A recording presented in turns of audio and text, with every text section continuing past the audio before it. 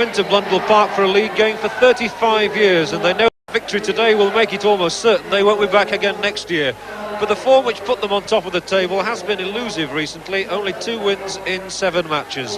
And today's team lacks the inspirational qualities of Kenny Hibbett, who's suspended, so it's as well for Wolves that Wayne Clark is fit to resume after a bout of flu.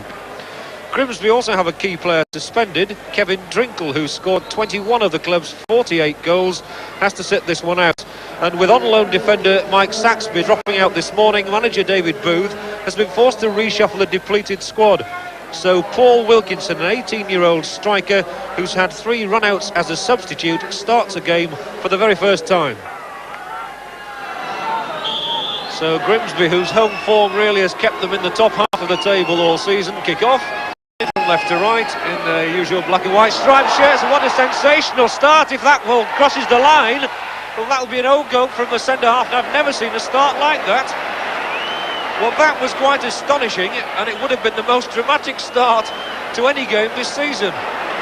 This is incredible. The pass back from Phil Crosby eludes Batch. He's struggling on the slippery surface. Now, even when he pulls the ball back there, very, very close indeed.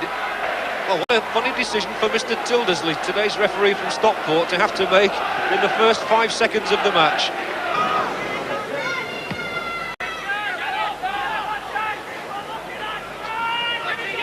Gray very effective there, and stronger than Crosby in the challenge. And that ball kept in play.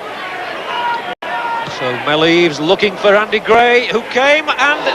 Well, I think that would have been an own goal, wouldn't it? Because Gray got up and the Grimsby defender got up together, and that will be interesting to see again. And Grimsby living so dangerously. Well, we'll watch with interest here as Mel Eves eludes the challenge, gets the cross in. Now Gray goes in. No, it's a clear header from Gray. And how unlucky you feel he is at the moment. Well, Wilkinson's done well this time. Ford, now Waters. Nice little cross to Wilkinson coming up on the far side. Good catch from Burridge. And the free kick given. And a penalty has been given. I don't believe that. A penalty has been given to Grimsby. The supporters are cheering, and I bet a lot of them are wondering what it was all about. Joe Waters with the cross here. Burridge you'll see coming from his line. Wilkinson you'll see coming forward. Now where is the offence committed? To me, Burridge caught the ball cleanly, and I couldn't, in all honesty, see any offence there. So Joe Waters steps forward to aim for his 8th goal of the season, and if he converts it, it'll be his 6th penalty success. The word is still if. Waters versus Burridge, and Waters wins. 1-0 to Grimsby. But I would think that a lot of hot air is being expounded in the Wolves' defence at the moment. Waters striking it quite sweetly. John Burridge got his right hand to the ball but couldn't keep it out. And Kevin Moore missing his kick there, but it's fallen fortuitously. Not played well out of defence. It's a determined challenge by John Stone. A lot of players giving the ball away at the moment. Mel Eves has stayed down after the challenge.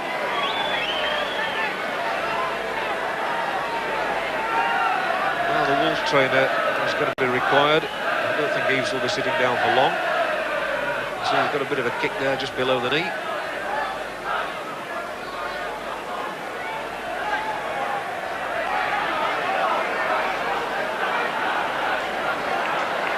Well, this really does look more serious than it appeared at first. A stretcher has now been called for and is appearing at the moment. This is how it happened. Eves there, number 10. This is where he goes for the ball, and he stretches and gets caught in the act of stretching, really. He doesn't honestly look in, I'm going to say, a great deal of pain. He's talking there. And whether he's signalling that he wants a little bit more time, or is the sub going to come on? Well, John Richards has done some limbering up and down. It appears to me that they've taken the decision to have a look at Mel Eves in the dressing room and see how bad the injury is. before deciding whether to bring the sub on. And Kellock's kick here.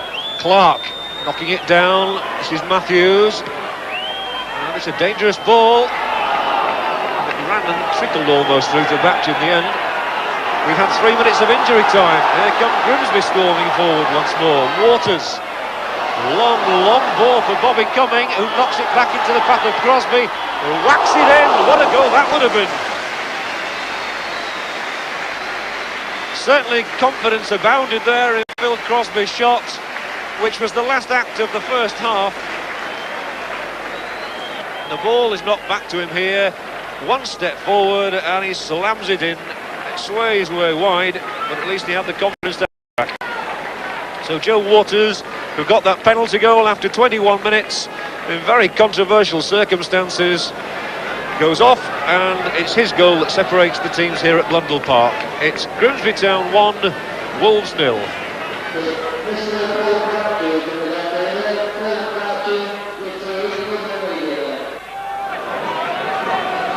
Melleves, who left the pitch on the stretcher in the first half, looks fit and well enough now, and is straight into the thick of it as we start the second half here at Blundell Park. So it's a good decision by Wolves not to bring on their substitute. Here's Matthews. Palmer swinging it first time. Here's Kellock, and a good overhead kick as well from Kellock. Not a bad try.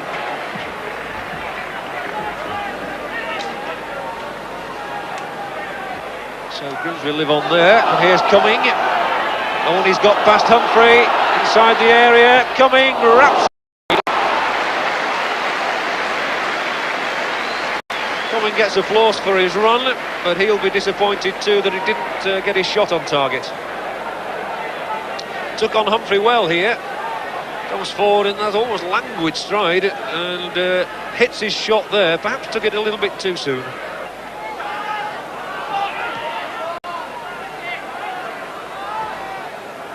Clark. It's a good ball for Matthews. Wolves unable to make much progress at the moment there. They're still in the same position they were 10 seconds ago. Now Smith here has the chance to feed Kellock. There's the cross, Gray's there, and it's falling for Matthews, who cracks it in, hits the post, and oh, Clark can't capitalise, but surely Eves will. Batch, it's over the line, is it? It is over the line, and Melleves, who was carried off on a stretcher in the first half, has come back to such good effect. He's got the Wolves equaliser. It was a dreadful tangle back there, but Kellock started it with his cross. There was the cross. Andy Gray's header here. Matthews gets in the shot, which beats Batch, wraps against the post. Now Clark lost his footing there, crucially. It slid around all over the place and eventually ends up about 6 inches over the line from the boot of Melleves. 1-1. That's going to be a free kick against Andy Gray, who looked quizzically at the referee. Now says something too.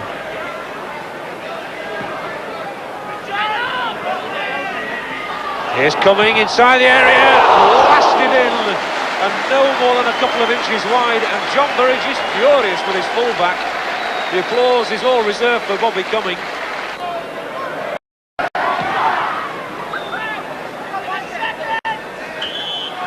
Free kick to Wolves this time. Well, every time Andy Gray and Kevin Moore go up at the moment together, there's a free kick one by the other.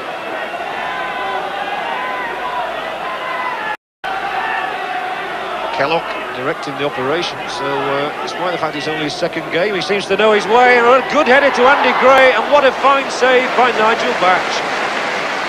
Kellock knew exactly where he wanted to plant it, and Gray answered the call, but Batch was equal to it. There's the kick from Kellock, and you'll see Andy Gray thundering in there. A typical Andy Gray header, and a very good save.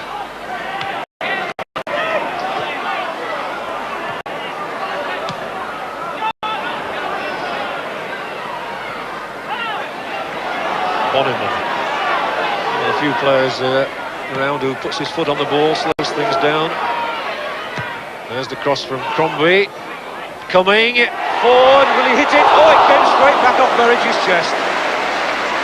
Tony Ford denied there. for what would have been a lethal strike. There's the left wing cross from Crombie, and it was well won in the air by Bobby Cumming. Ford chests it down, hammers it straight against Burridge's chest. Grimsby haven't been beaten here since November. Wolves, on the other hand, haven't won any of their last 5 away games, so I suppose a draw was very much on the cards.